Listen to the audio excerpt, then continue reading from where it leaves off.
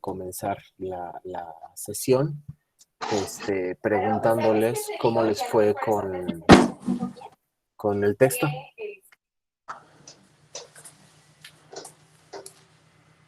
Bastante Fácil. bien. A mí me pareció como muy interesante. Bueno, no sé, está abriendo como paso a comentarios, ¿sí se puede? Perdóname. ¿Es para que podamos hacer comentarios o Sí, solamente si sí, nos fue bien? comentarios libres, Ah, estuvo bien, estuvo interesante, estuvo difícil, era este, complejo, era sencillo, ya lo conocía, no lo conocía, no me sirve, sí me sirve, etc. pues no conocía el texto, pero me resultó muy interesante y hizo como un choque neuronal o algo así, porque recuerdo que en alguna clase un maestro nos comentaba que el teatro no comunica, ¿no? Entonces ahora leer este texto en donde se habla como de la visión o la perspectiva contraria, en donde se plantea que el teatro pues sí es un medio de comunicación y que no solamente se comunica a través de un texto, ¿no? Sino que todos los elementos que están puestos en la escena y desde la misma construcción de la obra se empieza a pensar en una comunicación, ¿no? Y creo que a mí me hizo mucho sentido porque justo hay mucho esta pregunta de qué quieres decir con, ¿no? O sea, con el vestuario, con la voz, con la postura, con todo lo que involucra una puesta en escena, siempre está esta pregunta de qué quieres decir o qué es lo que buscas comunicar, ¿no? Hasta cierto punto. Y me resultó también muy interesante conocer estos niveles de la comunicación en el teatro y tanto los simbolismos pues no sé, por ejemplo, cuando mencionaba la gaviota de Chekhov, ¿no? Que a mí se me hace también una de las obras que contiene muchos símbolos y ahorita he tenido como contacto con esa obra últimamente, entonces me hizo mucho sentido lo que leí en este texto de los niveles de comunicación, de que incluso desde el mismo texto, ¿no? De la dramaturgia, que la dramaturgia es la construcción de la acción en palabras, entonces todo eso pues a mí me resultó primero como un rompecabezas cuando lo estaba leyendo, pero justo cuando llegué a la parte de las conclusiones o un poquito antes, todo empezó como a cobrar sentido y a hacer así como a cerrarse y a cerrar huecos dentro de mi cabeza. Y pues nada, muchas gracias por compartirnos el texto. No, no tienes por qué, dile, es mi obligación compartirles un texto a la altura de lo que son estudiantes en arte. ¿Quién más quiere compartirnos algo? Yo. Adelante, Gabriel.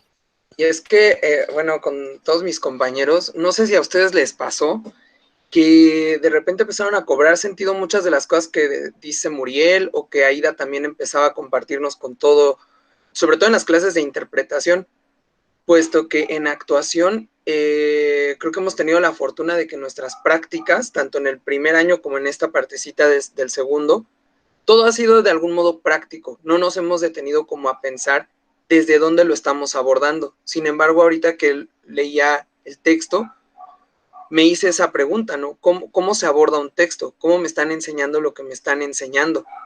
Porque ha sido, vuelvo a repetir, en las materias de interpretación, donde hemos empezado a ver semiología o pragmática, fonética, fonología, para poder entender el signo de lo teatral. Con la maestra Aida vimos parte de la teoría de la comunicación y vimos a Jacobson y vimos a las funciones de la lengua, justamente orientados hacia el quehacer de la actriz y del actor.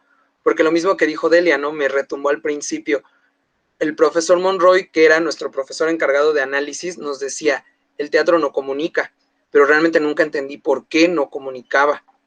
No entendía por qué y ahorita leyendo, pues yo concuerdo en que esto es cerrado, que sí comunica, que es todo un proceso de comunicación, solamente que es, pues, digamos, tiene muchas capas, se puede estudiar desde lo psicológico, desde lo literario, desde lo artístico, pero me sorprendieron frases como que muchas veces las personas que nos queremos dedicar a esto o que se dedican a esto, vemos al teatro como algo dicho y no como algo real y vivo que está ocurriendo. Y me impactó ver que es a veces por no saber cómo abordar ese texto que algunos espectáculos fracasan. Y algo que a mí me entusiasma, yo en este año, aparte de las cosas que hemos hecho para la escuela, empecé a tener ciertas interacciones escénicas o parecidas al teatro en Instagram.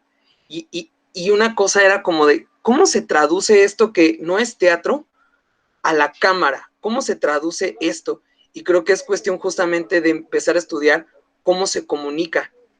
Entonces, pues tengo muchas dudas, tengo muchas cosas, sí, me parece un texto bastante conveniente, bastante oportuno, porque creo yo desde mí, y no lo hablo desde una manera negativa, que tengo en mi paso por la ENAD, tengo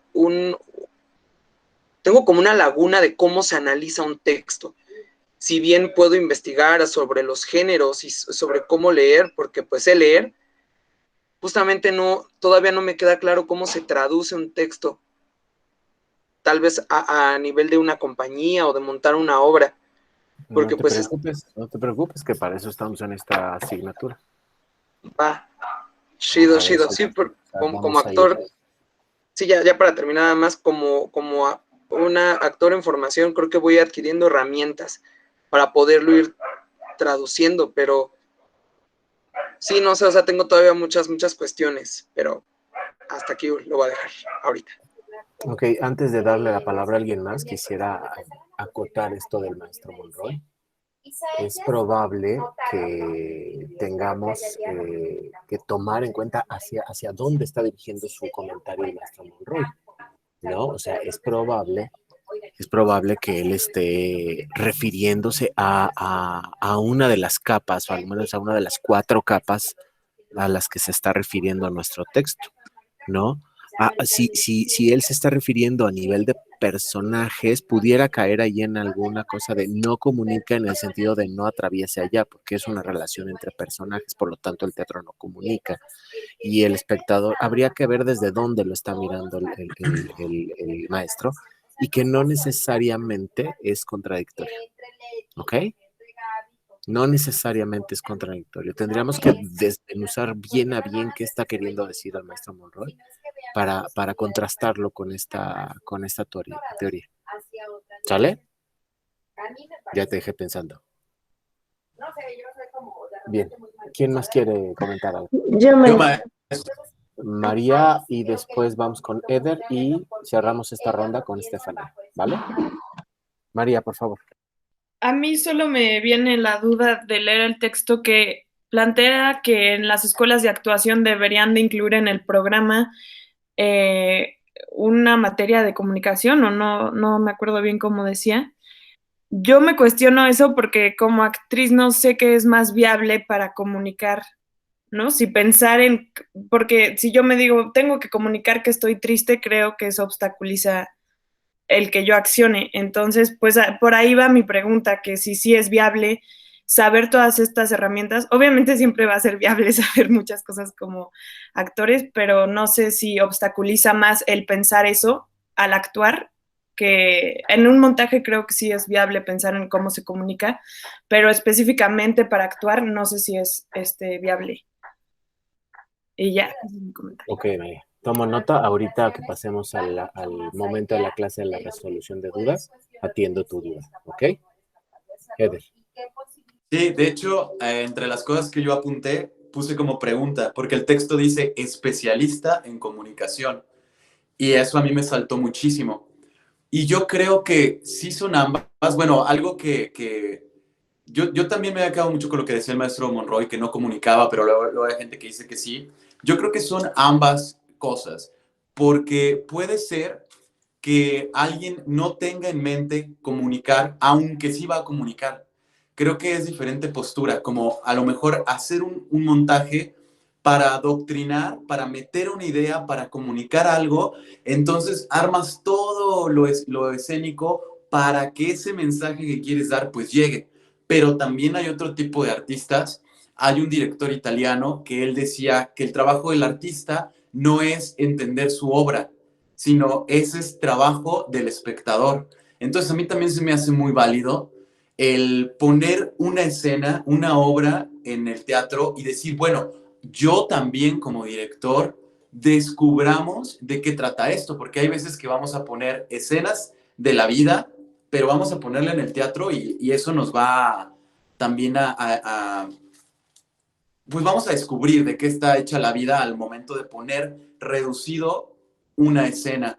Y también como actor yo no estoy muy convencido el tener, sí el llevar comunicación, porque del texto todos estos signos nos van a servir para la construcción. Si en mi texto dice sube el brazo y se toma el cabello, entonces yo puedo saber qué está sintiendo o qué significa eso en mi personaje. Pero creo que el texto está muy padre porque toma las dos posturas y nos da autores que dicen que no y otros que sí, y al final, pues de eso se trata, ¿no? Y puedo ir descubriendo yo desde dónde y cómo es que yo realizo mi arte, si desde que quiero comunicar algo y meter una idea, o simplemente ponerlo libremente, sin prejuicios y sin una idea de quiero que la gente vea esto.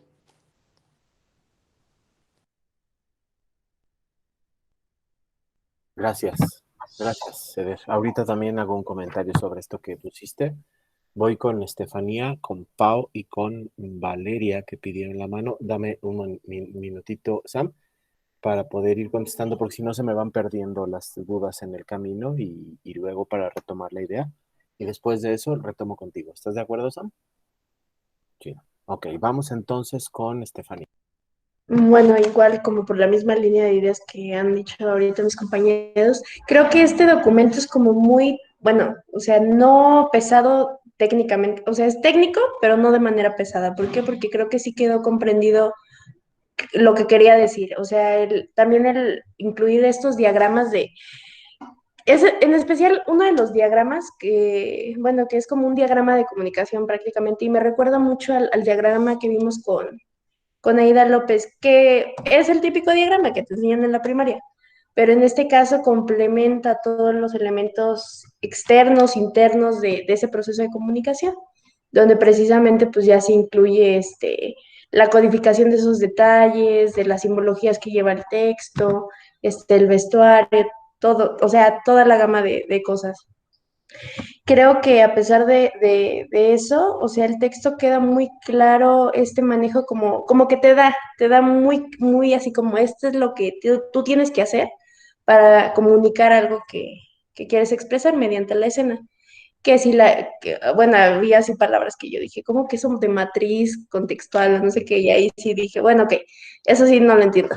Pero creo que a fin de cuentas, el hecho de que te dé como estos elementos, en mi caso que yo sí soy como a veces muy, literal con lo que voy leyendo, digo, ay, pues me facilita a mí comprender qué es lo que estoy haciendo de manera empírica, casi, casi. Ujú. ¿Por qué? Porque a base de los otros maestros que te dicen, explora. ¿Por qué hace eso tu personaje? ¿Por qué habla así de tu personaje? Bueno, acá hay, o sea, esa pregunta así al aire, pues dices, no sé, y te pones a explorar y hacer para descubrir cuál es el fin de que se vista así, de que hable así, de que diga ciertas palabras. Y aquí te estoy especificando casi, casi estas palabras, estos roles, porque ahí mencioné, el actor deja como la encarnación para entender un rol. Y dije, o sea, bueno, ahí hay un choque como si es de lo vivencial o si eres del otro tipo de actor. Creo que ayuda mucho de acuerdo al tipo de trabajo que cada uno haga. O sea, como yo digo, eso a mí me ayuda como a identificar, claro, si quiero hacer un personaje que es una señora que tiene problemas de drogadicción, etcétera, ¿qué acciones hace? ¿Qué signos puedo sacar yo? Y eso me ayuda como a ir estructurando, bueno, a ir armando lo que voy a empezar a experimentar o explorar. Y ya. Ok, voy a tomar nota. Está Pau, luego está Valeria, luego estaba Sam, Israel y Marco y José. ¿Ok? Bien, voy a hacer un par de comentarios sobre lo primero. La duda si es viable como elemento formativo para mí como actriz, que preguntaba María y que tiene que ver como si es especialista en comunicación. El texto habla de la inclusión, o bueno, el pretexto de la apertura de este resultado de investigación es, es la inclusión de una especie de asignatura en un programa profesional en España, ¿no? Entonces, es una organización curricular de una universidad española de Galicia, de la Escuela Superior de Arte Dramático de Galicia, ¿no? Entonces, ellos en su currícula están considerando que esto es fundamental para un formador, para formar a un profesional del teatro, ¿no? De las artes escénicas, dicen ellos. Recuerden que ustedes se están formando para ser actrices y actores, que no es lo mismo que ser un especialista en arte dramático o en teatro, es decir, no es que sean excluyentes unas de las otras, ni que una sea mejor que la otra, quiere decir que tienen un enfoque particular, que están orientadas en una línea específica de trabajo, ¿no? Entonces, de acuerdo a un programa de Escuela Superior de Arte Dramático, sí lo es. Nada más ahí te da hacia dónde está yendo. Arte dramático no es lo mismo que actuación, ¿no? Incluso de acuerdo al propio texto podrían estar como un poquito lejanas, ¿no? Una estaría ubicada en un nivel de comunicación y la otra estaría ubicada en otro nivel de comunicación. O sea, si pusiéramos al propio autor de una escuela y nuestra escuela, estarían en dos niveles de comunicación diferentes, porque ellos estarían como artistas dramáticos, es decir, las personas que se dedican a crear desde la dramática, desde la dramaturgia, estudiarla, analizarla, teorizar, y ustedes estarían en otra esfera de comunicación, que es la actora, en principio de cuentas. Segundo, si es viable en la formación para ti como actriz, yo personalmente creo que sí. Tiene que ver también, María, en cuáles son los supuestos que subyacen nuestra formación actoral. Recordemos que la Escuela Nacional de Arte Teatral es una escuela de actuación realista naturalista. Y en los preceptos del realismo naturalismo hay ciertas cosas que repelen el realismo naturalismo, ¿no? Porque lo considera contaminante del proceso de encarnación del personaje. ¿Sí? Entonces, en ese sentido, pues sí puede hacer como un poquito de chispas o un poquito de choque todos estos elementos, porque a ti te están pidiendo que profesionalmente te formes en una técnica y esa técnica repele ciertas cosas como el juicio sobre tu personaje, por ejemplo, ¿no?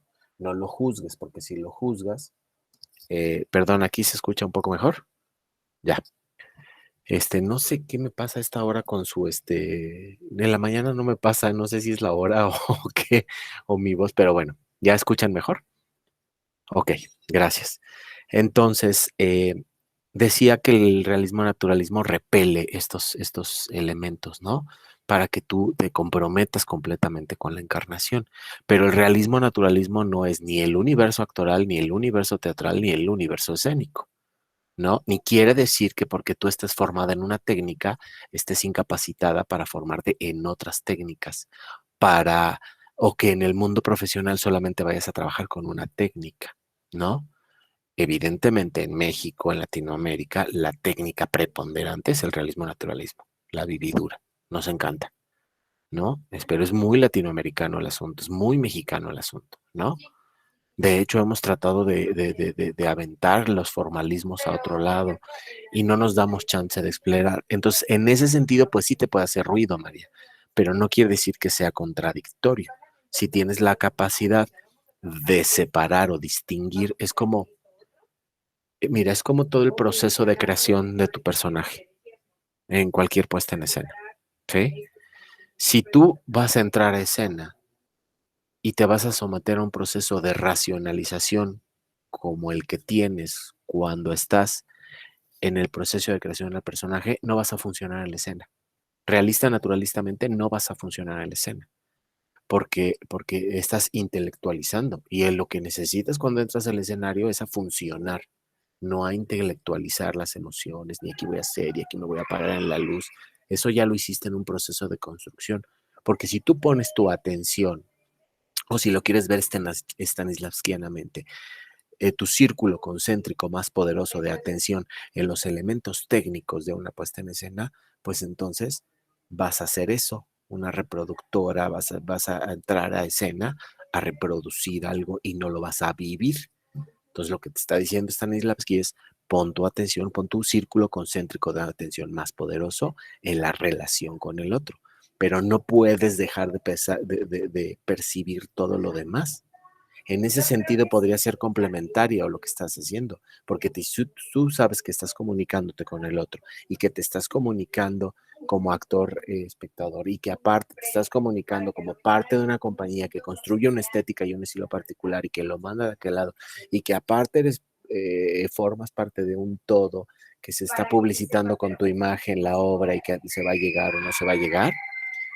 Aparte de todo eso, bueno, pues tiene que estar tu atención, diría Stanislavski. Si tu atención no es concéntrica, ¿no? Si no está concentrado el mayor foco en lo que estás haciendo, cómo estás funcionando en escena, y no vas dejando que los círculos concéntricos se vayan desvaneciendo hasta estar el último, que es muy tenue, que es el que te mantiene en la cordura. Así más o menos lo dice Stanislavski, ¿no? Es el que te mantiene en la cordura, porque si tú pierdes ese foquito de atención que es muy tenue en ese momento, del momento de la acción, si tú pierdes ese foquito muy tenue que te dice que estás en un teatro, que eres una actriz, que te llamas María Gabaldón y no Ofelia, ¿sí? Porque si apagas ese foquito de atención, te botas, pierdes el piso de la ficción y te vas a un terreno que quién sabe qué vaya a pasar, ¿no? Si haces ese símil en tu formación actoral, pues evidentemente podrías, no deberías, no tendrías. Podrías tomar estos elementos para que sean parte de tu formación como artista. Es decir, el ser artista no te excluye de ser actriz. ¿Me explico? Sí.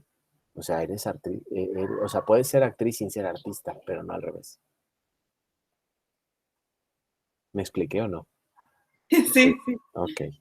Y bueno, después hay una cuestión del enfoque de si se comunica o no se comunica. Me parece que aquí podemos volver a retomar a Eder, me parecía que lo preguntabas, ¿verdad? O que lo comentabas acerca de comunica o no comunica.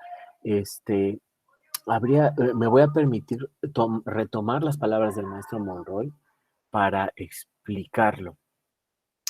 El propio maestro Monroy, en un artículo cuyo nombre no recuerdo, pero prometo recuperarlo y mandárselos, o buscárselos y mandárselos, habla de la teoría, de la relación de la teoría con la práctica, ¿no?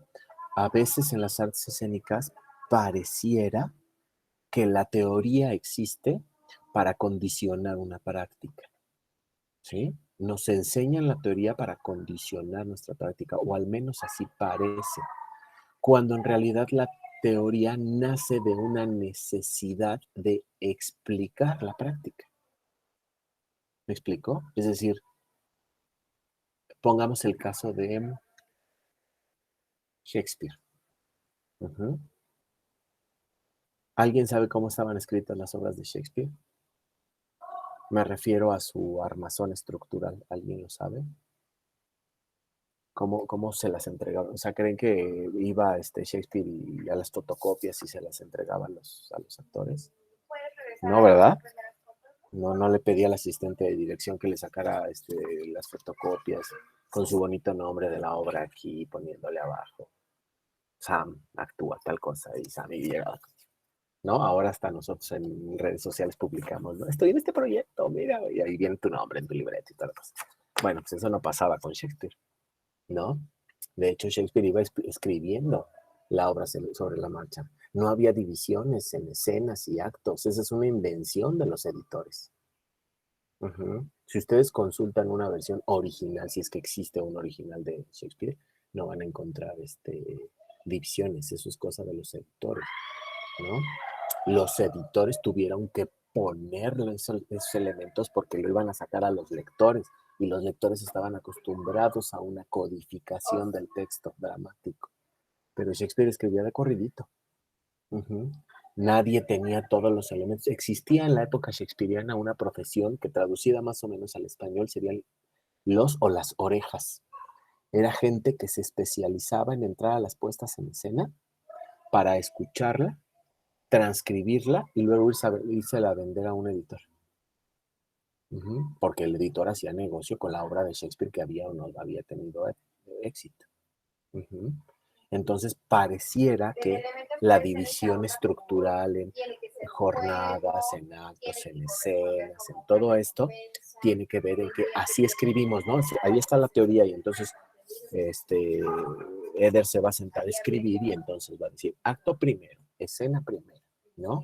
Entonces antepone la teoría a la práctica y nos dice el maestro Monroy, en el mundo escénico es al revés y en realidad en el mundo de todo el conocimiento del ser humano.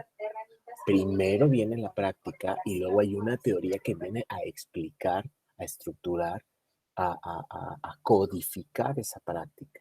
Y es que entonces nosotros podemos acceder a cómo es que se da esa práctica, ¿no?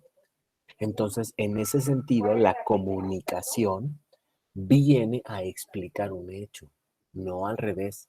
Este elemento que estamos, este elemento de la comunicación, no quiere decir que entonces nosotros vamos a tener estos conceptos y a partir de estos conceptos vamos a crear.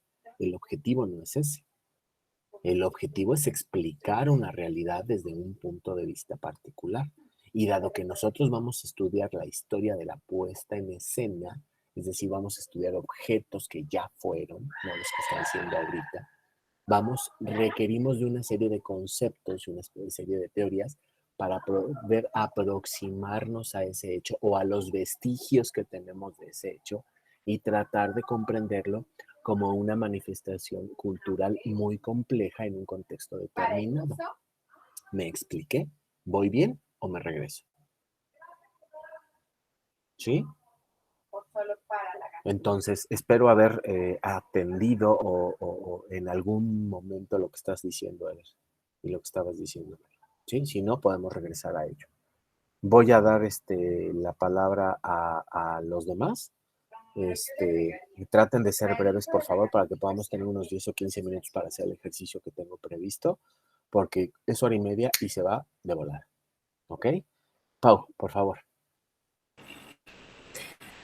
Sí, pues igual que mis compañeros, también pensé en lo que decía el maestro Monroy y por eso quería igual preguntar, lo estoy leyendo aquí en un diccionario que dice que la comunicación es la acción consciente de intercambiar información entre dos o más participantes con el fin de transmitir o recibir información u opiniones distintas. Pero entonces yo recuerdo que lo que Monroy decía es que el teatro no es comunicación porque el teatro no es como que pase el mensaje directamente al espectador, sino más bien el teatro es más bien inductivo porque provoca y sugiere el mensaje, pero no te lo da. Entonces el receptor no está conscientemente recibiendo lo que los intérpretes quieren decir y por eso Monroy se refería a que el teatro no es comunicación en cuanto es muy polisémico.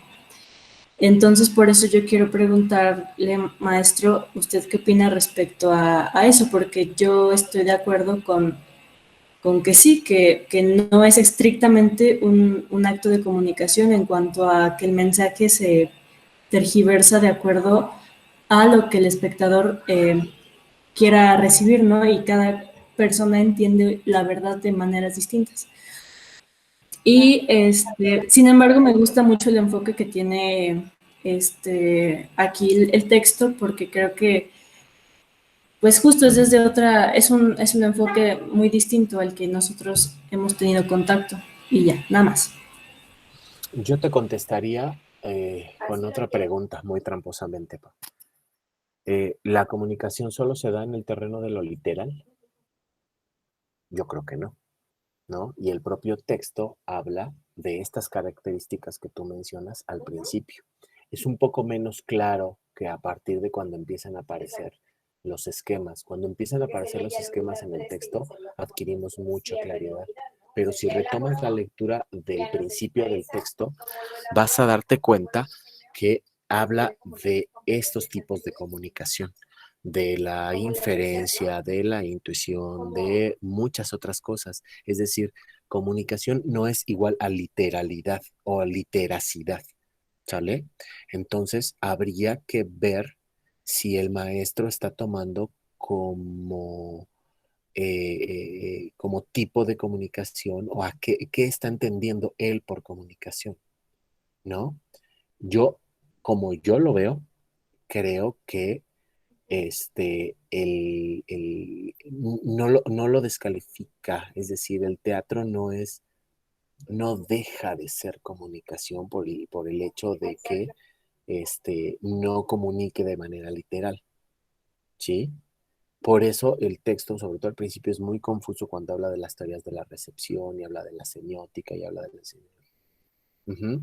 Y en segundo término, Pau, es que habría que reforzar la idea de que esta mirada sobre el teatro proviene de un comunicólogo, no de un teatrero. ¿Sale? Entonces, una forma, por eso ponía yo el acento cuando comentaba la intervención de Eder en desde dónde se está mirando al teatro, ¿sí? Si lo estamos mirando desde la antropología, si lo estamos mirando desde la sociología, si lo estamos mirando desde el arte, si lo estamos, o sea, desde dónde estamos mirando el teatro nos va a servir para explicarlo. Si tú miras al teatro desde la política, pues nada va a tener que decir sobre la comunicación o no. Seguramente te va a decir, bueno, hay una comunicación porque hay un mensaje, pero voy a poner mi acento en lo que implica para la organización social denominada polis, que es lo que implica desde el enfoque. Si vas hacia, hay un apunte, sobre todo al final, por ejemplo, del último elemento, el último nivel de comunicación que señala el autor, se refiere a la sociología, ¿no? Habría que ver cómo la sociología nos pide o nos permite mirar al teatro. Y entonces, en este sentido, regreso al comentario de Eder. Eh, la teoría sirve para explicar una práctica. Nunca va a poder ser tan compleja como la práctica misma. ¿Sí?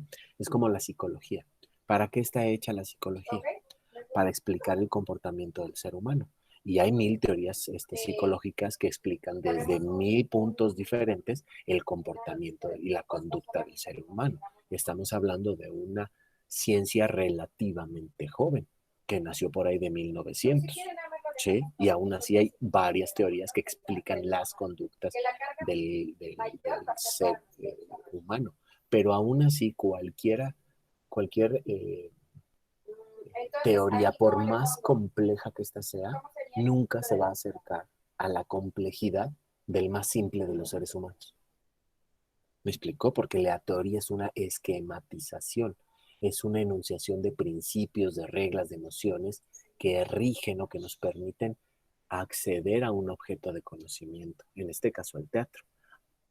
Tenemos que tener en cuenta para qué estamos utilizando este texto, ¿no? O sea, como artista voy a utilizar el punto de vista de la comunicación. Por eso les preguntaba yo en la tarea, ¿cuáles son los conceptos que a su juicio nos ayudan a comprender la historia de la puesta en escena? Pueden ser unos, pueden ser otros, pueden ser ninguno. Ahí sí ya dependerá de lo que nosotros queramos tomar o de la propuesta. En este caso yo les propongo esto para aproximarnos desde un lado. La próxima semana vamos a ver la aproximación dramática, vamos a ver cómo funciona un texto dramático, que es una aproximación completamente diferente a la de la comunicación. Espero haber contestado, Pau. Valeria, por favor. Bueno, yo de hecho en realidad no tenía una pregunta, en realidad era una intervención de lo que dijo Eder, de que si necesariamente en un hecho creador, en un acto teatral, cuando se crea en un inicio, tenemos que entender que tenemos que comunicar a partir de lo que creamos comunica, ¿no? Esa es como algo que quería decir. Y al momento de leer la lectura al inicio, pues me cuestioné qué es la comunicación social, ¿no? Y algo que noté fue, el teatro es un acto complejo de comunicación. Todo acto puesta en escena acaba por tener una inevitable dimensión pragmática. Y todo esto va a depender del éxito o del fracaso de esta, ¿no? Dejando atrás esta intelectualidad de esta frase, yo lo tomé como en el detalle está la vida, ¿no? Como Muriel, nuestra maestra, nos dice. Entonces, todo comunica, ¿no? Aunque no lo queramos, todo va a comunicar. Y es eso, ¿no? O sea, yo creo que la problemática que existe hoy en el teatro es que no sabemos lo que queremos decir, ¿no? Es que no sabemos qué es lo que queremos comunicar. O sea, y es ahí donde entra la determinación de la representación y la aceleración a partir de lo que queremos decir, ¿no? Entonces yo creo que, o sea, siendo breves, de hecho, no quería extenderme. Yo creo que, pues sí, una de las más grandes problemáticas es que se crea teatro para teatreros, ¿no? También no sabemos hacia quién va dirigido nuestro mensaje. Entonces, por eso hay cosas que no se entienden, que no pasan, porque no tenemos los signos, no tenemos pues estos elementos de la comunicación que es básica, ¿no? Entonces, también el contexto entra y yo creo que eso es algo inevitable. Yo creo que parte de lo que no transmite, de lo que no pasa, es esta incongruencia en la relación de los elementos de la comunicación. Entonces, es lo que yo podría decir antes de lo que Eder decía, que sí, efectivamente, esa es más mi opinión, que yo creo que no se puede crear algo improvisado, o sea, incluso lo improvisado es algo que se necesita determinar, ¿no? O sea, yo creo que nos falta mucha determinación y yo creo que le tenemos miedo a la determinación, porque queremos crear cosas y ya, bueno, esto ya es arte y si no lo entiendes es porque eres tonto, eres idiota, ¿no? O sea, también yo creo que uno de los problemas es que tratamos al público como imbécil, ¿no? Entonces, yo creo que, pues sí, nos falta pues nos falta quitarnos el egoísmo, ¿no? Por comunicar lo que queremos. Y nada más, eso es lo que quería decir. Gracias, Valeria, gracias. Yo creo que ahí es una cuestión de decisión de cada uno, qué le funciona, qué no le funciona, y cómo tomas o cómo no tomas, y cómo te construyes en este sentido que nos señala Valeria. Sam, vamos contigo, por favor.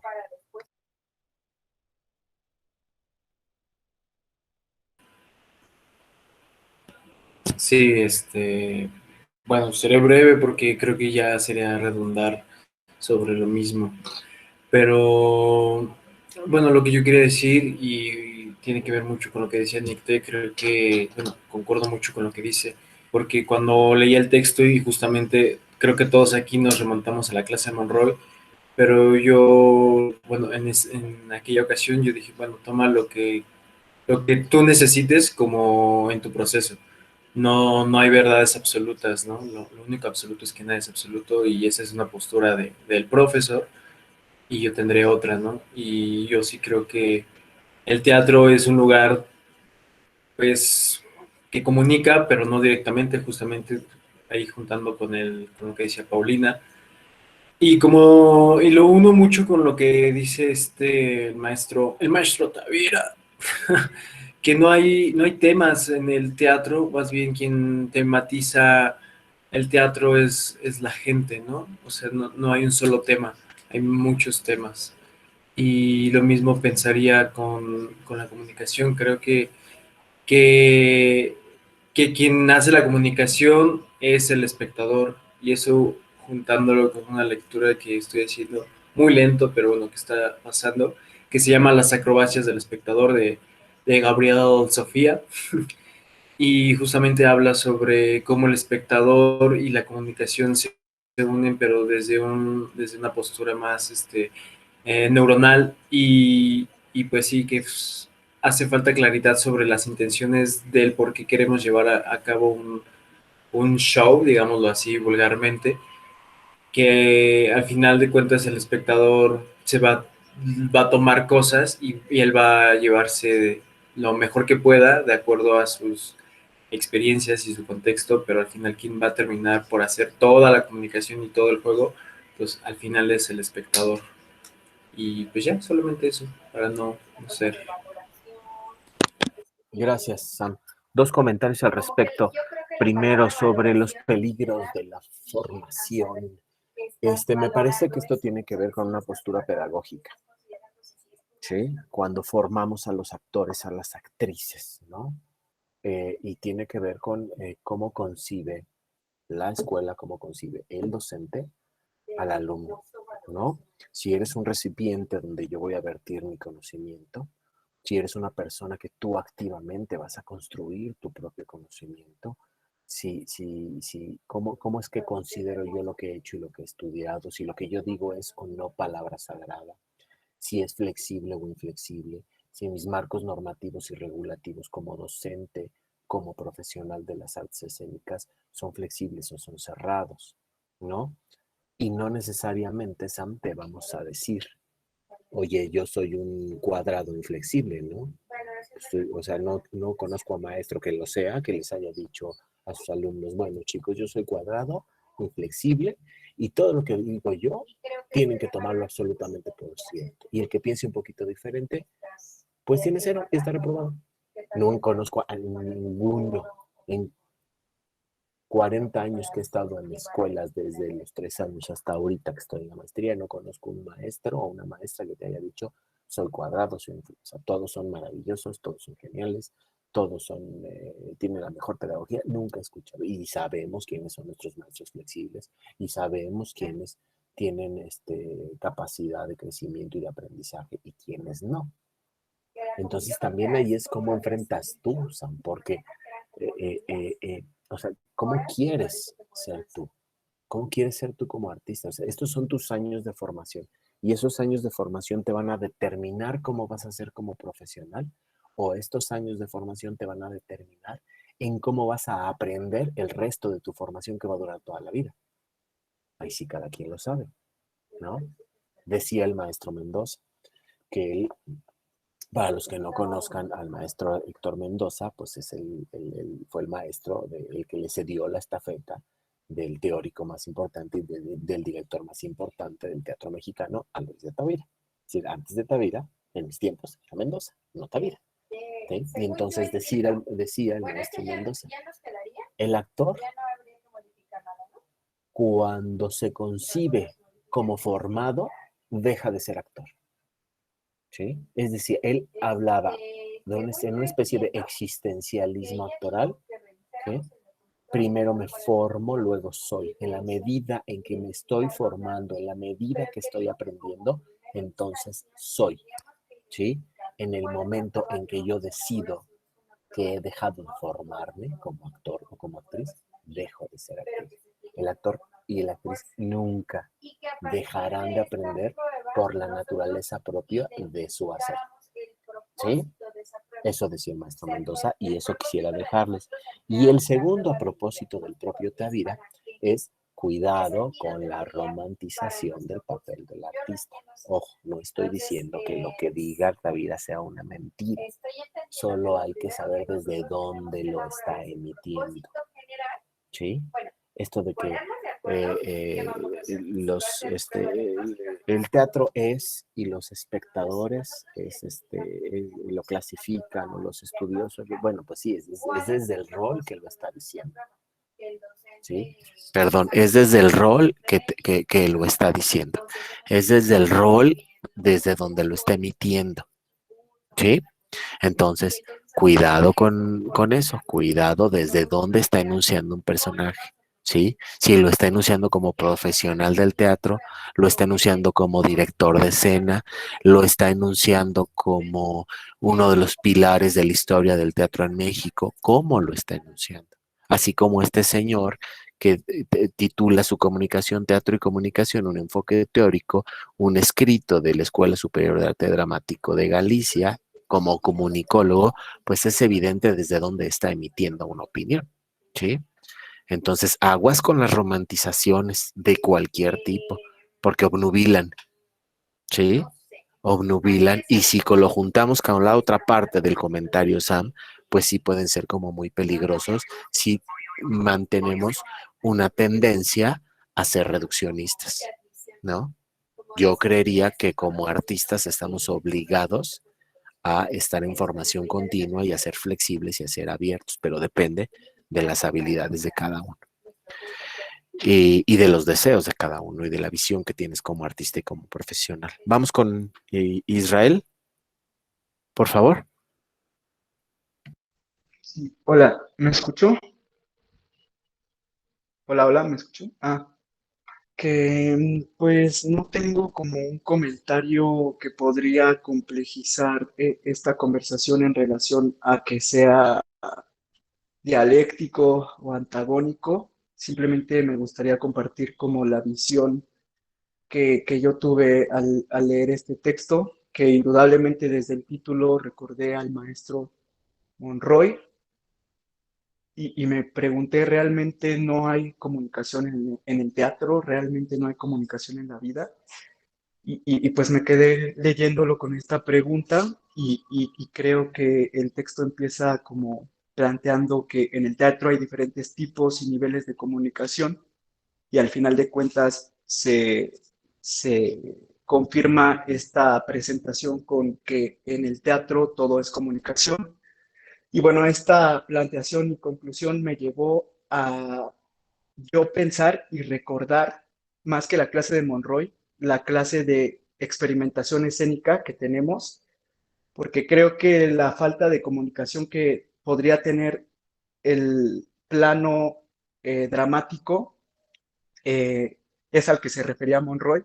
Y al final de cuentas, ahí sí yo no estoy de acuerdo porque puede haber otro tipo de comunicación, como la que comenta el texto, que en el teatro absurdo, ¿no? Que es comunicación paradójica o patológica, o bien, no sé yo, hasta se me vino a la mente como un tipo de comunicación inconsciente. Y recordé esta clase de experimentación escénica porque justo ahí es donde es la que tenemos, donde aprendemos todos los planos que no solo son desde el plano actoral, y aunque obviamente sé que nosotros por algo entramos al ENAD porque queremos ser actores, creo que también este texto nos ayuda, o la materia que se plantea para España, que yo la analogo con esta materia que tenemos acá, nos ayuda para poder en algún momento nosotros, dependiendo de lo que queremos decir, poder generar nuestros propios proyectos y no esperar a que nos hablen para complementar otras ideas, que claro, entre más información o posturas tengamos, tal vez podemos alimentar posturas ajenas, pero también hay esa posibilidad, ¿no? De generar nuestros propios proyectos y al final de cuentas, y para terminar mi comentario, creo que eh, ayuda a crear nuestros propios productos artísticos, a generar una, un discurso propio, ¿no? O o un conjunto de valores propio con esas personas de acuerdo a algo que queramos decir, como decía esta la compañera Nicté. Y, y nada, que también, que como en el teatro todo comunica, también pues me acordé de justo todos estos planos que no solo es el actoral, sino como todos los elementos simbólicos, ¿no? O signos, pero creo que eso también se puede reducir al plano de creación de personaje, es decir, al plano de yo como actor, porque si hay un momento donde debo de racionalizar, ya estando en escena, pues no. Bueno, eso es lo que pensé. También pues como las elecciones que elijo para mi personaje, ¿no? Si tengo el cabello así, que modifica así el color de así lo tengo de otra manera, o si el color de esta cinta es otro, y ya. Y perdón por extenderme más. No te preocupes, Israel. Pues qué bueno que te pasó esto y espero que les haya pasado, ¿no?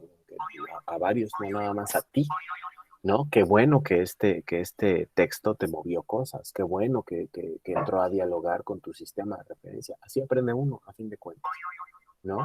Algunos somos más, reitero, algunos somos más flexibles o menos flexibles, ¿no? Qué bueno que pudiste cruzar estos elementos con cosas de tu entorno, con cosas de tu proceso, y bueno, ya decides tú cómo lo integras a tu marco cognitivo, si hay alguno de estos elementos. De hecho, esa es la propuesta, ¿no? El objetivo de la clase es que ustedes tomen de estos marcos, de estos enfoques, de estas teorías, pues aquello que le sirve para construir su ser artista, ¿no? No todo nos va a servir, ni todo es útil. O sea, habrá a quienes les parezca muy valioso por lo que hacen y por lo que piensan, y habrá a quienes no. Pero lo importante es ponerlo a dialogar. Lo importante es poner a dialogar lo que yo conozco, lo que me han dicho en una clase con otras cosas, porque tendemos a estratificar y tendemos a anquilosar nuestros conocimientos, ¿no? O sea, yo ya leí que el teatro se escribía así y entonces, pues jamás en la vida vuelvo a leer sobre teorías dramáticas, ¿no? Y entonces jamás pongo a dialogar esa estructura de conocimientos que yo adquirí, ¿no? En la facultad o en la prepa o en el CEDART o donde haya estudiado, a lo mejor adquirí una serie de conceptos y esos conceptos no los pongo a dialogar jamás, ¿no? Entonces pueden pasar 50 años de mí como profesional del teatro y jamás puse a dialogar las teorías que yo adquirí de mis maestros con nuevas cosas o con otras cosas, no me permito descubrir nuevos enfoques y nuevas cosas, y pues entonces, pues, ¿qué va a pasar con mi conocimiento? ¿No? Lleguen ustedes a la conclusión de lo que sucederá con su conocimiento, con su ser como artistas, ¿no? Entonces, pues qué bueno, me da gusto, Israel, que eso que te haya pasado y espero que te siga pasando. Vamos con Marco, si están de acuerdo. Adelante, Marco, por favor. No, no están de acuerdo, pero aún así voy a hablar. Bueno, yo me quedé pensando, hice muchas relaciones en torno al texto. Evidentemente también en algún momento salió el maestro Monroy, pero traté de no irme por ahí porque sabía que me iba a dar muchos topes. E igual cosas iban a funcionar, pues, pero a mí me traté de hacer uniones a partir de lo que habla de las posibilidades de recepción y de los emisores y receptores. Y recordaba el comentario que hizo la sesión pasada, que hiciste la sesión pasada sobre cómo la historia no es lineal, sino es contextual. Y habla también justamente, y haciendo ya relación directamente, porque me preguntaba también, ¿para qué esta materia, no? Al final de cuentas, como actor. Y el traer la palabra contexto me hacía pensar cómo eso también me sirve en la actuación, ¿no? Cómo es la importancia, pues, del contexto y la importancia de entenderlo para saber de cuáles son las posibilidades de recepción a partir de ese contexto, ¿no? Qué contexto estamos viviendo actualmente y cómo eso también me va a disponer en algún momento tal vez a modificar o no a partir de lo que se vaya dando, ¿no? Y también me daba mucha risa cómo habla de la construcción de un espectador ideal o no, pues que podría darse en ese momento histórico y cómo se puede hacer esa recepción, ¿no? Cómo el espectador podría recibir pues esa propuesta escénica, ¿no? O esa estética determinada a partir de lo que ha vivido. Y nada más. Gracias, Marco. Sobre esto último quisiera comentar un vicio que existe en el estudio de la historia del teatro en las escuelas profesionales y tiene que ver con que nos enseñan esta historia lineal, que nos enseñan esta historia evolutiva, que tiene que ver que nos enseñan esta historia como referente cultural, como bagaje cultural, y entonces, pues al que le gusta la historia, pues le puede apasionar lo que sucede con la historia del teatro y puede interesarse y puede investigar. Y al que no, pues va a ser pues la materia de la flojera y que hay que leer las obras. Y una cosa que comentábamos la vez pasada que tiene que ver con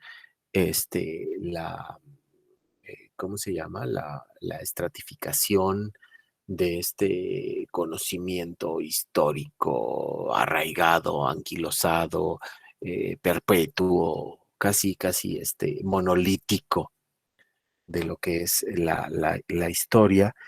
Y, y pues si tú estudias historia para hacer reconstrucciones arqueológicas, pues no tiene ningún sentido, ¿no? O sea, si tú estudias a Shakespeare para tratar de hacer o actuar a Shakespeare como se hace Shakespeare, pues lamento decirte que naciste en el siglo equivocado, ¿no? Si tú quieres estudiar a Brecht porque tú crees que el momento de Brecht, híjole, déjame te digo que ninguno de los que han interpretado a Brecht a partir del propio Brecht le ha atinado a lo que hacía Brecht, ¿no? Porque es un producto de su contexto y conforme más nos acercamos a nuestro presente, tiene que ver con un contexto, ¿no? Algo similar dice el texto que pasa con el espectador ideal. Ojo, si nosotros vamos a estudiar la puesta de escena y vamos a hablar del realismo, o vamos a hablar de los dadaístas o de los futuristas, pues vamos a tratar de reconstruir el, el espectador que los dadaístas tenían en mente. ¿Qué querían provocarle al espectador? ¿Qué quería un dadaísta al pelearse, literalmente pelearse a puños con un espectador? ¿No? ¿Qué era lo que pretendía? ¿Qué sucedía cuando terminaban después de la sesión? Terminaban y voy a utilizar un término muy mexicano, en los separos, ¿no? En el torito. Ujú. ¿Qué pasa cuando después de la velada futurista o de la velada dadaísta terminas agarrado a los golpes con el espectador y terminas en el Ministerio Público, ¿no? ¿Qué espectador tenía en mente el dadaísta y por qué hacía lo que hacía? O sea, tenía una construcción de un espectador. Pero si tú vas a pretender que ese espectador es el espectador que existió históricamente, pues, no, o sea, nunca le vamos a atinar, Marco. Nunca, jamás en la vida, ¿no? Y esto lo relaciono con algo que dice, ¿cómo se llama este autor? Adolfo Sánchez Vázquez, cuando estudia la relación estética del objeto con el sujeto, habla de que el sujeto solamente puede estar ubicado en la relación con el objeto artístico en su contexto de origen, que nosotros podemos aproximarnos al entendimiento de lo que quizá pudiera haber significado para ellos, pero desde nuestro conocimiento y desde nuestro contexto. Y pone el ejemplo de una pila bautismal en una catedral gótica, ¿no? Te dice, o sea, a lo mejor para un espectador contemporáneo, o sea, tú te vas de vacaciones a Europa y entonces visitas una catedral medieval y entonces ves una pila bautismal labrada y a lo mejor no te, o sea, te va a causar una impresión, vas a tener una relación con ese objeto, pero a partir de que, bueno, pues soy un estudiante de actuación mexicano que está en formación, que vive en el 2020, que sufrió la pandemia y ahora se fue de vacaciones porque necesitaba vivir, ¿no? Por poner un ejemplo. ¿Sí? Tuvo la fortuna o tuvo la forma de, o trabajó 2 años para irse de vacaciones. Entonces voy a ver eso. No es lo mismo cómo vas a enfrentarte tú como espectador a ese objeto que es pila bautismal medieval, a un habitante de la Francia de medieval de 1300, que es un campesino que va a ir a bautizar a su hijo en esa pila bautismal. ¿Vas a tener la misma relación con el objeto? No.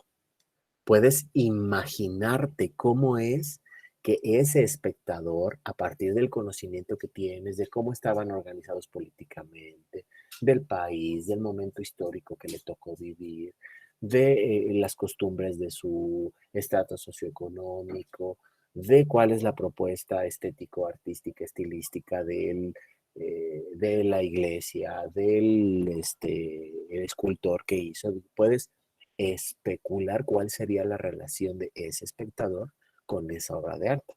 Pero quiere decir que vas a adivinar qué le pasó a Jacinto enfrente de la pila cuando bautizó a su hijo, jamás en la vida, ¿no? Entonces, ¿para qué estudiamos el teatro? ¿Por qué es importante para un actor? O sea, ¿el actor nada más está siendo más culto? No, perdóname, ¿no? O sea, hay algo, para algo lo estudiamos, ¿no? Y bueno, quería relacionarlo con esto del espectador, porque nosotros nos vamos a acercar en algún punto a la idea del espectador, ¿no? O sea, si vamos a estudiar a las vanguardias, era el mismo espectador el que tenía en la cabeza Marinetti haciendo una velada futurista, a la que tenían Tristán Tzara o algún dadaísta en contra de la burguesía y en contra del establishment, pues seguramente no pensaban en el mismo espectador, aunque se parecieran. ¿Sí? Hay una manita levantada. ¿Quién me levantó la mano? Ok, Gabriel. Te pongo en la lista, Gabriel. Permíteme. Entonces es importante esto de para qué estudiamos la historia, desde dónde la estudiamos, pues porque en algún momento vamos a querer tomar en cuenta o a tratar de reconstruir cuál sería ese espectador para el que Chekhov escribió o para el que Stanislavski desarrolló un sistema pedagógico de la actuación. ¿Se han preguntado eso? ¿Han hablado en eso en la escuela? O sea, ¿para qué tipo de espectador? O sea, esta propuesta didáctica de formación actoral, el llamado método Stanislavski, pues estaba pensado para un contexto particular, en una latitud particular. ¿Por qué sigue siendo tan influyente a lo largo de todo el universo? ¿Y por qué sigue siendo tan influyente 100 años después? ¿No? Habría que considerar, ¿está dirigido al mismo espectador? ¿Está dirigido al mismo tipo de hacer o deshacer? Son cosas que en la historia de la puesta en escena nos permite cuestionarnos. Ok, vamos con José, por favor. Hola, bueno, voy a sonar muy odioso, lo lamento, pero después de haber estudiado letras, tengo derecho a quejarme de este tipo de textos y a destruirlos en nombre del amor al arte. Bueno, primero que nada, yo me peleaba mucho con los profesores que veneraban profundamente a los formalistas rusos. Dios santo. Yo quería tratar de entender por qué nos ponían a Jacobson o a Prop, que los pueden googlear y son profundamente desalmados. Creo que estos textos son desalmados porque verlo desde la perspectiva científica, por ejemplo, el formalismo lo que hacía era de verdad ver el texto solamente como elementos, como engranes, pero no hablaban nunca del fondo, no hablaban nunca de lo que hacía sentir, era solamente, bueno, usaron tantos verbos, tantos adjetivos, ese tipo de cosas. Y por ejemplo, Prop se me hacía más adecuado porque sí veía cuál era la estructura del cuento, por ejemplo, y sí te decía, bueno, en todo cuento infantil hay esto, esto y esto, y es una fórmula, entonces aprendes la fórmula. Y yo vi esos diagramas y decía, bueno, tuve déjà vus de las pesadillas de haber leído a Prop y a Jacobson. Y decía, bueno, es que esos teóricos sí quieren de alguna manera crear una fórmula o abstraer una fórmula para que el mundo sepa lo que es el teatro y el mundo sepa, más bien para que los semiólogos entiendan. Yo creo que para un semiólogo es muy interesante este texto y le fascina y lo aplaude, pero no sé hasta qué punto a los actores nos funciona más leer a Peter Brook, a Joshua Ida. Leímos un libro de Eynes fascinante que trata la teoría desde este lado como más sensible, ¿no? Sí, más sensible, más emocional. Precisamente yo que me siento muy incapaz de ser un buen actor realista, retomé a Stanislavski y dije, es que ese tipo escribía con el corazón y de verdad un actor se prepara, está escrito con mucha sensibilidad. Y luego recordé esto que escribió Grotowski criticando a Stanislavski, diciendo es que ese tipo solo escribía desde la sensibilidad y eso no es el teatro también es técnica y el teatro también es fórmula y rigor y engrana. Entonces me quedo pensando mucho en eso, en cómo encontrar ese balance, ese equilibrio, porque creo que hemos perdido también esa capacidad socrática de aprender. Creo que nos vamos mucho pues sí, a buscar la fórmula, a buscar qué funciona para cada quien. No sé, hoy la maestra Muriel nos puso un calentamiento que es tan sencillo y tan excepcional, pero es sencillísimo, es una cosa sencillísima y no sé al resto del grupo, pero la voz salía y estábamos dispuestos y duró menos que un Linklater de 1 hora. Pero Sí, me pregunto mucho eso y lo siento. No, No voy a pedir perdón. no tienes por qué sentirlo, José. Es completamente aceptable. Por lo que entiendo, estás tú comparando estos textos formalistas, estructuralistas, semiólogos, con el texto que yo les dejé leer. Estoy en lo cierto. Sí, Sí. sí, sí. Ok. Está bien, José. Si no te funciona, está bien. Yo te invitaría a que lo leyeras con otros ojos. Menos desde el prejuicio o desde lo que te han causado otros enfoques, ¿no? Seguramente compartirá mucho de lo formalista o de lo estructuralista o de lo semiólogo, pero no necesariamente tiene que ser visto desde el lado de la frialdad, ¿no? Cuando yo tengo esta sensación, José, algo que me funciona mucho es pensar en la poesía, ¿no? En cómo leo la poesía, o en qué mood o en qué chip me pongo para leer la poesía. ¿De qué tengo ganas? ¿No? O sea, tengo ganas de enfrentarme al texto poético y que me mueva adelante. ¿Qué tengo ganas? Tengo ganas de agarrar un escrito de César Vallejo y dejarme llevar por su musicalidad, por las metáforas, por las palabras. Uf, ok. O quiero hacer una lectura en otro nivel, ¿no? O sea, quiero tratar de explicarme cómo es que este señor me llevó ahí, ¿no? O cómo esta poetisa me ha llevado a este lugar, o cómo es que me hizo pensar desde un lugar que yo no había considerado. Porque déjame que te digo, José, que la poesía, desde mi perspectiva, es el arte que, que, que más emocional, más sensible, más brutal emocionalmente nos puede elevar, nos puede llevar, pero es el más frío y calculador de todas las artes. O sea, no hay nadie más obsesivo con las musicalidades, los puntos, los fonemas, las figuras, los retruécanos, que los poetas. Han pasado interminables horas para escoger la fórmula justa de decirte algo y que te mueva así como que te mueve. ¿Sí? Entonces, en ese sentido, la poesía es la más fría y más sensible. Y no quiere decir que yo no sea ni capaz ni de entregarme a la parte sensible de la poesía, ni de no integrarme a la parte teórica de la poesía. Y lo más probable, José, es que cuando yo tenga la capacidad de disfrutarlo de un lado y del otro, voy a alcanzar un nivel de complejidad de la apropiación de la poesía diferente a estos dos estados.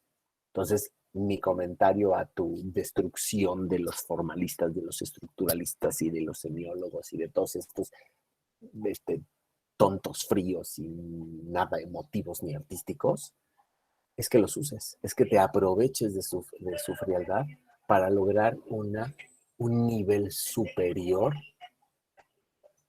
en complejidad, no mejor ni peor, superior en complejidad de la obra artística. Y te vas a sorprender, ¿no? Este sería mi comentario. Siento feo. ¿Quién me falta? Me falta Gabriel y Mariana habría escrito algo dice Mariana, hace un tiempo leí la teatrología de Erika Fisher y me parece que explica bien esto del actor, actriz, espectador, espectadora, el lugar donde está sucediendo la convención.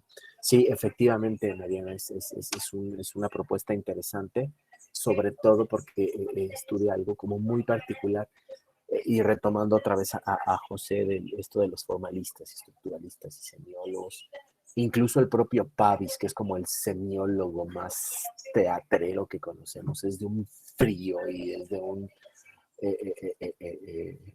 tiene una energía, o sea, si lo viera, yo no lo conozco, pero si fuera como su energía, sería una energía como súper baja y súper cuadrado y súper pausado y parsimonioso, que dices, por Dios, estás viendo arte, no estás viendo otra cosa. Pero bueno, aún así es como el más cercano y que el que entiende de los semiólogos como mejor está y que se apasiona por la explicación teatral, ¿no?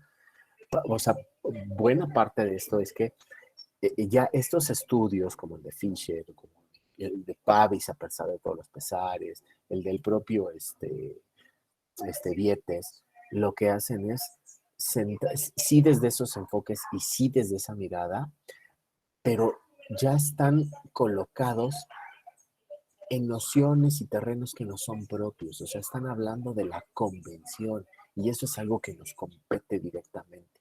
Y cuando lees cómo este señor habla de la convención, te quedan claras muchas cosas y te explican muchas cosas. ¿Puedes estar de acuerdo o no? Esa ya es otra cosa. Y bueno, Gabriel, déjame tratar de cerrar la sesión porque me quedan 10 minutos y ya no hicimos el ejercicio en línea, pero sí quisiera que hicieran el ejercicio y se los quiero explicar rápidamente. ¿Me disculpas, Gabriel, por favor? Sí, profe, de verdad no hay bronca. Lo que iba a decir era muy redundante, así que se puede decir ya en otra clase. Ok, perfecto. Bueno, voy a compartir pantalla y les voy a mostrar un tipo ¿Alguien ha trabajado con el Jamboard? Más o menos, Estefanía. Bueno, se los voy a mostrar, ¿no? Esto que van a ver ustedes es un Jamboard.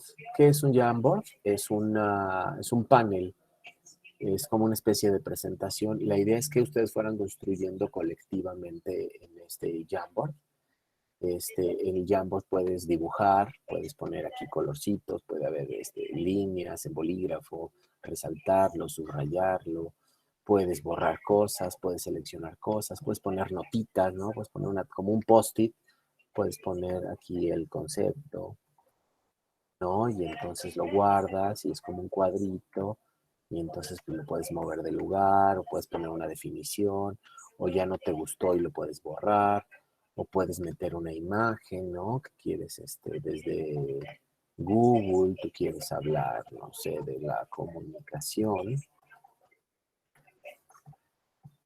Quieres poner y dices vamos a explicar y no funciona y entonces quiero insertar esta imagen, entonces te inserta a Google y vas a poner tus notas y vas a decir aquí el concepto y entonces lo guardo y entonces la voy a colocar por acá porque esta imagen tiene este concepto, pero también lo que quiero poner es que quiero poner aquí una figura que me explique y aquí voy a poner un texto o puedo dibujar una línea que me va a llevar de aquí a acá, etcétera. Es una herramienta muy fácil de utilizar, muy intuitiva y que ustedes pueden utilizar. El otro es como mucho más sencillo. Ok, el otro, ese es el Jamboard, ¿no? Y luego, seguramente estos ya los conocen. Esto es como un PowerPoint, ¿no? Es un presentador de diapositivas mucho más tradicional, ¿sale? Es muy común utilizarlo, ¿no? Aquí haces el tipo de diapositiva y yo quiero duplicarla. Esto es básicamente un PowerPoint, ¿vale? Y por último, un elemento todavía más sencillo es un documento. Esto es como una especie de documento Word, ¿no? Donde puedes escribir como cualquier documento Word, puedes insertar tablas, imágenes, todo lo que ustedes quieran. Objetos, líneas, puntos, ¿sí? Todo el mundo conoce más o menos estas actividades y tiene más o menos. Bueno, ¿qué voy a hacer, chicos y chicas? Lo que voy a hacer es utilizar estos tres enlaces que ya generé, que eran para usarlos ahorita. No quiero que todos estén trabajando en el mismo documento, porque más de 10 personas, los documentos se saturan y no pueden trabajar al mismo tiempo. Entonces, lo que voy a hacer es, en esta actividad que yo ya les había subido para el día de hoy, la voy a modificar para la entrega en 4 o 5 días y les voy a poner los enlaces a estos tres documentos. Lo que van a hacer es responder la pregunta que les planteé en la actividad, ¿ok? Que es, ahorita se las muestro, aquí está nuestro tablón, ¿no? Aquí está nuestro tablón y el trabajo de la clase. es este, ¿no? A partir de la lectura de Vía y Test, Teatro y Comunicación, un enfoque teórico, revista Signa, ¿cuáles son las ideas o conceptos que mejor nos pueden ayudar a estudiar un periodo de la historia de la puesta en escena? Toma en cuenta en consideración que la competencia de nuestra unidad de aprendizaje es tal, ¿sí? Y bueno, aquí tienen ustedes asignada la tarea, ¿sale? Entonces, lo único que voy a hacer yo es modificar esta tarea, les voy a poner los enlaces a los documentos y lo que van a hacer, chicos, es acercarse al que ustedes quieran, ¿sale? Con la consigna de que no puede haber más de 6 personas en cada documento, ¿sale? Entonces, lo primero que van a llegar a hacer al documento es poner su nombre. Si yo visito un documento donde ya tiene 6 personas, me voy a otro documento, ¿sale? Y me van a resolver esa pregunta. Pueden resolverlo como un resumen, pueden resolverlo como un mapa mental, como un mapa conceptual, cualquier tipo de organización de la información que ustedes consideren. Piensen en ello a la hora de elegir su PowerPoint o elegir el Jamboard o elegir el documento Word. Piensen que se les facilita más, cómo pueden explicarlo de mejor manera y ese deciden, accedan, vean y lo primero que van a hacer es poner su nombre. ¿Sale? No va a ser una tarea de entregar o de subir algo porque yo ya voy a tener esos 3 documentos y ustedes pueden trabajar de manera sincrónica o asincrónica. Esto es decir, pueden ponerse de acuerdo para trabajar al mismo tiempo o cada quien puede ir subiendo sus aportaciones y van acomodando de acuerdo a ahí sí ya es libre. ¿Sale? ¿Estamos de acuerdo? Esa va a ser la tarea de esta semana. La semana entrante no vamos a ver esta onda de la comunicación, sino vamos a ver específicamente de lo dramático. Mi idea es, ya no me da tiempo de hacerles el cuestionamiento, pero ya veo que todos tienen experiencia con el maestro Monroy, por lo tanto todos tienen algún tipo de experiencia en el modelo aristotélico, en el modelo progresivo de la acción dramática. Entonces voy a tratar de reformular yo no necesariamente del modo en que lo hace el maestro Monroy, pero sí retomando algunos de sus elementos, es decir, voy a ofrecerles una visión alternativa que incluye algunos elementos que considera el maestro Monroy, y luego les voy a hablar de otro modelo de acción dramática, que es el no aristotélico. Es una visión alternativa a la visión que trae el maestro Monroy, que tiene que ver con Rodolfo Sigli, Lucia Josefina Hernández, la Facultad de Filosofía y Letras. Tiene su historia, este modelo de entendimiento de la acción dramática en México. El que yo les voy a proponer es uno similar, ¿no? Sí, ahorita te paso el código de la clase, permíteme. Solamente déjame cerrar a las 4:30, dejar que todo el mundo se vaya, si se quiere ir, y ahorita te lo doy.